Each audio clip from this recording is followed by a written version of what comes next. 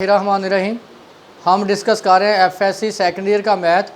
हमारे पास जो सबसे अहम टॉपिक है इस बुक में वो है इंटीग्रेशन। आज यानी एंटी डेरिवेटिव। आज हम डिस्कस करेंगे इंटीग्रेशन। हमारे पास है the reverse process of a derivative is called anti derivative. For example हम डिस्कस करते थे कि derivative of x is equal to 1। अब देखें x का डेरिवेटिव क्या है 1। आज हमारे पास 1 की जो इंटीग्रेशन होगी वो क्या होगी x। 1 की इंटीग्रेशन क्या है x प्लस हम ऐड करेंगे c हमारे पास क्या है constant of integration. Constant of integration for example जैसे हमने डिस्कस किया था कि डेरिवेटिव ऑफ कांस्टेंट फंक्शन क्या है 0। देखिए कांस्टेंट का डेरिवेटिव 0। और आज देखिए आज हम डिस्कस करेंगे 0 की इंटीग्रेशन क्या होगी कांस्टेंट। इसी तरह आपने डेरिवेटिव लिया था डेरिवेटिव ऑफ x की पावर n। देखिए मैंने बोला है the reverse process of a derivative is called anti derivative. आपने हर बात में आपने इसका रिवर्स प्रोसेस करना है। देखिए फॉर एग्जांपल जब आप डेरिवेटिव लेते हैं तो जो पावर है वो पहले मल्टीपल बनती है, फिर उसकी पावर को हम एक कम करते हैं। लेकिन इंटीग्रेशन में देखें इसका उलट होगा। देखें पहले आपने मल्टीपल किया फिर पावर को कम किया। अब देखें बाद में आपने पावर को कम किया। अब देखें पहले पावर को बढ़ाएंगे, एक ऐड करेंगे, जब इंटीग्रेशन करेंगे तो उसकी पावर इसकी पावर में एक इजाफा करेंगे। देखें x की पावर n है तो क्या हो जाएगा n+1। उसी नंबर से नीचे डिवाइड करेंगे प्लस c। एक और बात जो सबसे इम्पॉर्टेंट है, ये जो लेक्चर है ये सबसे इम्पॉर्टेंट है, इसको आप केयरफुली सुने। देखें यहाँ जो डेरिवेटिव में कांस्टेंट हमेशा मल्टीप्लाई होगा और इंटीग्रेशन में कांस्टेंट हमेशा डिवाइड होगा, क्योंकि ये रिवर्स प्रोसेस है। डेरिवेटिव में कांस्टेंट मल्टीप्लाई होता है और इंटीग्रेशन में जो कांस्टेंट है वो डिवाइड होता है। फॉर एग्जांपल हम एक सिंपल पार्टिकुलर केस ले लेते हैं डेरिवेटिव x की पावर 10। देखें पावर मल्टीपल बनेगी, उसकी पावर एक कम कर देंगे, 10 में से एक माइनस करेंगे तो क्या आएगा 9। इसी तरह जब आप इंटीग्रेट करेंगे x की पावर 10 dx तो देखें पावर में एक इजाफा करेंगे पहले, देखें वो बाद में कम करते हैं, इसको पहले बढ़ाएंगे 11। देखें 10 में से एक ऐड करें तो क्या आ जाएगा 11, उसी पे डिवाइड करेंगे plus c constant of integration. देखें ज़रा यहाँ कांस्टेंट मल्टीप्लाई हो रहा है डेरिवेटिव में, देखें इंटीग्रेशन में डिवाइड हो रहा है। डेरिवेटिव पावर को एक कम करता है और इंटीग्रेशन जो है वो पावर को एक बढ़ाती है। इसका मतलब है अगर आपने पावर को एक कम करना है तो डेरिवेटिव लेंगे, अगर आप पावर को एक बढ़ाएंगे तो आप इंटीग्रेट करेंगे। अब दूसरा जो आपके पास है लीनियर फैक्टर, डेरिवेटिव आप ले रहे हैं ax प्लस b की पावर n। तो देखें जिसका जो एक्चुअल रूल है मैंने लिखा था कि derivative f of x whole power n। तो देखें पावर शुरू में उसकी पावर एक कम करेंगे इनटू फंक्शन का डेरिवेटिव, क्योंकि डेरिवेटिव और इंटीग्रेशन यानी एंटी डेरिवेटिव रिवर्स प्रोसेस हैं, तो दोनों को मैं एक साथ डिस्कस कर रहा हूँ ताकि यह आपकी बात कंसेप्ट क्लियर हो जाए। देखिए पहले पावर रूल अप्लाई करें।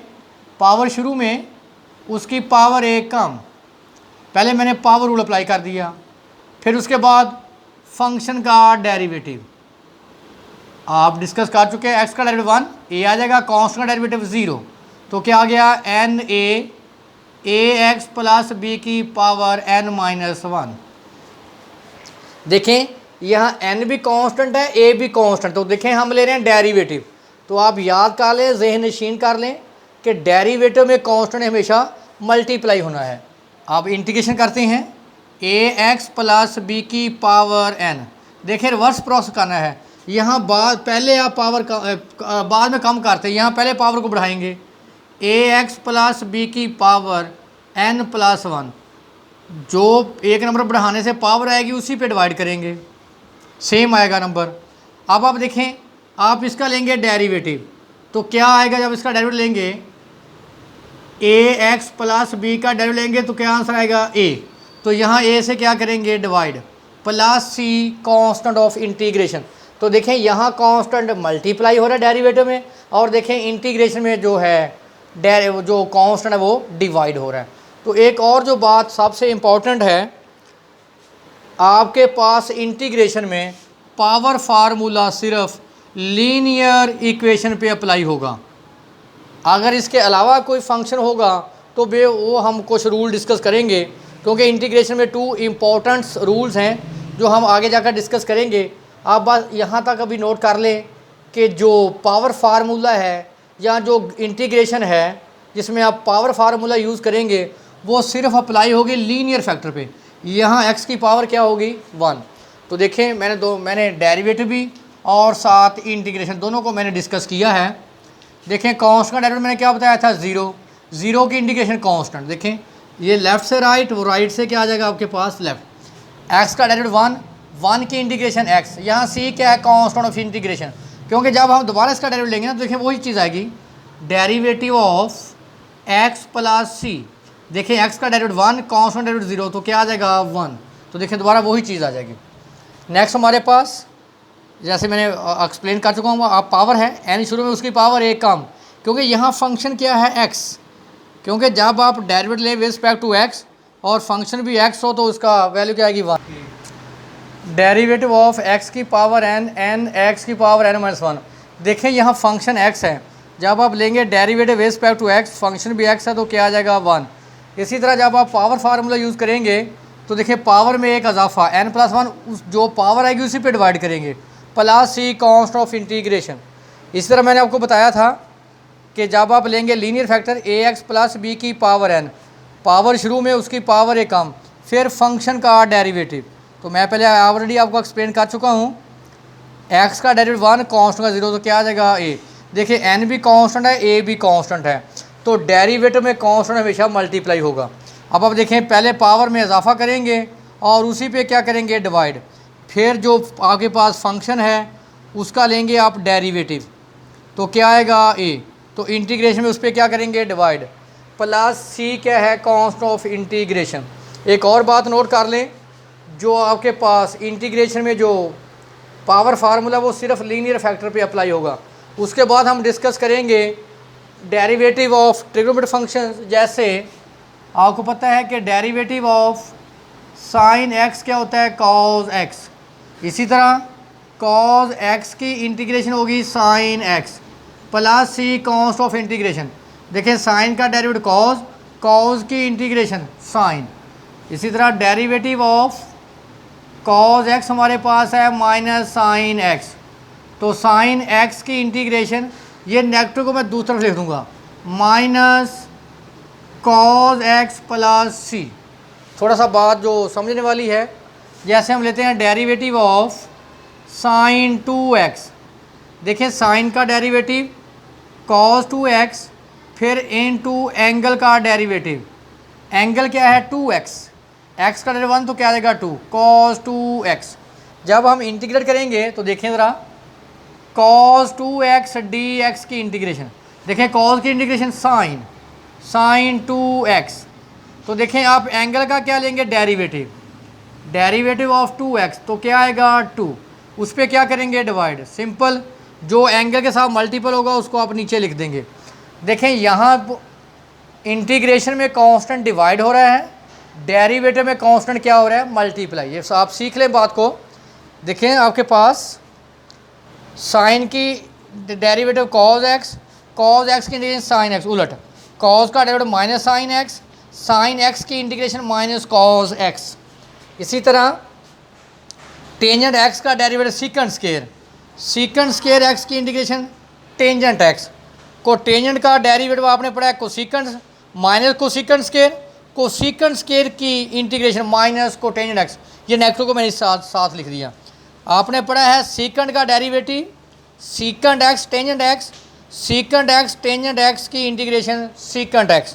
इसी तरह कोसिकंट x का derivative minus cosecant x cotangent x cosecant square की इंटीग्रेशन, ये माइनस से लिख दें minus cosecant x plus c।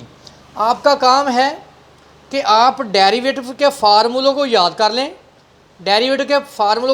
लें, और जब आप इंटीग्रेशन करेंगे तो उसका आप उलट लिखते जाएं, तो आपको पता है कि डेरिवेटिव का जो उलट है वो इंटीग्रेशन है। देखें आप, अगर आपके पास इंटीग्रेशन में साइन स्क्वायर एक्स आ जाए, या आपके पास कॉस स्क्वायर एक्स आ जाए, या आपके पास टेंजेंट स्क्वायर एक्स आ जाए, या आपके पास इंटीग्रेशन में कोटेंजेंट स्क्वायर एक्स आ जाए फंक्शन, देखें क्योंकि इनके डेरिवेटिव लेने तो आसान है, इंटीग्रेशन में इनका फार्मूला मौजूद नहीं है। तो जब आपके पास sine square x d x आए तो आप साइन स्क्वायर की कौन सी वैल्यू पुट करेंगे? ये स्पेसिफिक वैल्यू है, आपने वही याद रखनी है हमेशा। आपने पढ़ा था double angle identities, cos 2x 1 minus 2 sine square x, ये इधर अगर positive 2 sine square x is equal to 1 minus cos 2x, sine square x आ जाएगा 1 माइनस cos 2x ओवर 2। जब भी आपके पास इंटीग्रेशन आए साइन स्क्वायर की शक्ल में तो हमेशा आप ये वाला फार्मूला यूज़ करेंगे।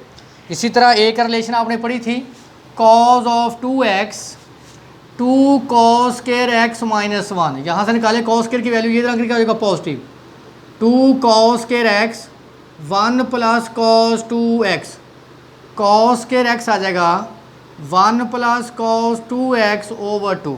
तो हमेशा आप cos स्क्वायर की वैल्यू पुट करेंगे 1 प्लस cos 2x ओवर 2, इनके अलावा और कोई वैल्यू नहीं पुट करेंगे आप। साइन स्क्वायर की जगह पे आप पुट करेंगे 1 minus cos 2x over 2, cos square की जगह पुट करेंगे आप 1 प्लस cos 2x ओवर 2। इसी तरह आपने पढ़ा हुआ है कि 1 plus tangent square x is equal to secant square x, तो यहाँ से निकालें टेंजेंट स्क्वायर की वैल्यू, टेंजेंट स्क्वायर एक्स ये यार माइनस कर दें सीकेंट स्क्वायर एक्स माइनस 1, तो आप टेंजेंट स्क्वायर एक्स की हमेशा वैल्यू पुट करेंगे सीकेंट स्क्वायर माइनस एक्स, क्योंकि आप पढ़ चुके हैं कि सीकेंट स्क्वायर की इंटीग्रेशन आपके पास है। क्यों? टेंजेंट का डेरिवेटिव क्या होता है? सीकेंट स्क्वायर एक्स, तो इस तरह सीकेंट स्क्वायर एक्स की इंटीग्रेशन टेंजेंट एक्स। क्योंकि बेटा इंटीग्रेट करना थोड़ा इसलिए मुश्किल होता है कि आपने एग्जैक्ट वही फंक्शन निकालना होता है।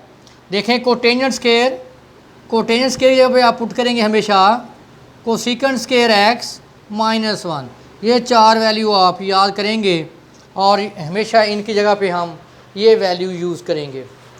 हमारे पास है डेरिवेटिव और एंटी डेरिवेटिव, दोनों का हम कंपैरिजन कर रहे हैं। आपने पढ़ा था derivative of sine inverse x 1 over 1 minus x square, अब 1 ओवर 1 माइनस एक्स स्क्वायर की इंटीग्रेशन क्या आ जाएगी? Sine inverse plus c, cos inverse का derivative minus 1 over 1 minus x square, अब इसकी इंटीग्रेशन क्या आ जाएगी? Cos inverse x.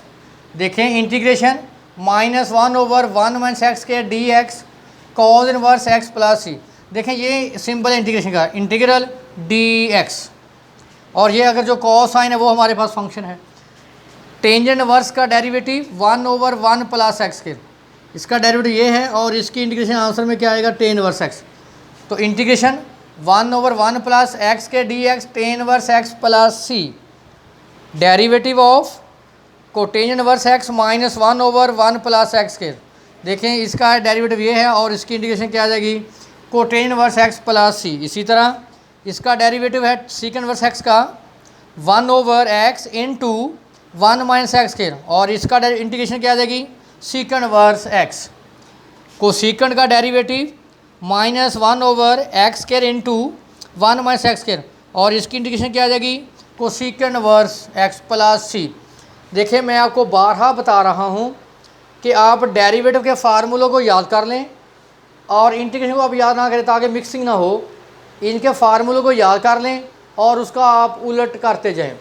इसी तरह हमारे पास नेक्स्ट है derivative of exponential function, same आ जाता। देखें अगर आपके पास होता डेरिवेटिव ऑफ ई की पावर 2x, तो एक्सपोनेंशियल फंक्शन पहले एज इट आएगा, फिर पावर का डेरिवेटिव, पावर क्या है 2x, x का डेरिवेटिव 1, तो क्या आ जाएगा 2, क्योंकि यहाँ x है इसलिए 1 साथ लिखते नहीं है। अब आप देखें इसकी इंटीग्रेशन क्या आ जाएगा? ई की पावर x। देखो क्योंकि इसका डेरिवेटिव भी चेंज होता है इसलिए इसकी इंटीग्रेशन भी चेंज नहीं होगी। अगर ये होता इंटीग्रेशन ऐसे होती ई की पावर 2x dx, देखें एक्सपोनेंशियल फंक्शन एज इट आएगा, इंटीग्रेशन में भी। फिर लेंगे पावर का डेरिवेटिव, पावर क्या है 2x, तो क्या आ गया 2, तो उससे क्या करेंगे डिवाइड। मैं बारहा कह रहा हूँ बेटा आपको, तो काम वही है, डेरिवेटिव में कांस्टेंट से मल्टीप्लाई होता है और इंटीग्रेशन में कांस्टेंट से क्या करते हैं, डिवाइड करते हैं। इसी तरह आपने पढ़ा था डेरिवेटिव ए की पावर x बराबर होता है ए की power x natural log of a. देखें ए क्या है यहाँ कांस्टेंट, देखें पहले एक्सपोनेंशियल फंक्शन एज इट आएगा और बेस का नेचुरल लॉग, साथ पावर का डेरिवेटिव भी लेते हैं क्योंकि x का डेरिवेटिव 1 होता है, इसे लिखते नहीं हैं। इसी तरह जब आप इंटीग्रेशन करेंगे ए की पावर x dx की, देखें एक्सपोनेंशियल फंक्शन एज इट आएगा, जहाँ देखें कांस्टेंट मल्टीप्लाई और यहाँ कांस्टेंट क्या होगा डिवाइड, यानी exponential function as it base के लॉग से क्या करेंगे divide, plus c cost of integration. देखें ए की power x log of a plus c. Next हमारे पास है derivative of log of x क्या होता है 1/x, तो देखें 1/x की इंटीग्रेशन क्या आएगा लॉग ऑफ x प्लस सी। ये हमारे पास कंपैरिजन था डेरिवेटिव और इंटीग्रेशंस के फार्मूले का। ये लेक्चर वेरी इंपॉर्टेंट है, इस लेक्चर को आप मैक्सिमम वॉच करें ताकि ये आपका कंसेप्ट क्लियर हो, क्योंकि इंटीग्रेट करना इसलिए मुश्किल होता है कि आपने बिल्कुल एग्जैक्ट डेरिवेटिव की शक्ल बनानी होती है। तो मैं बारहा आपको रूल बता चुका हूँ कि डेरिवेटिव में कांस्टेंट मल्टीप्लाई होता है, इंटीग्रेशन में जो कांस्टेंट डिवाइड होता है।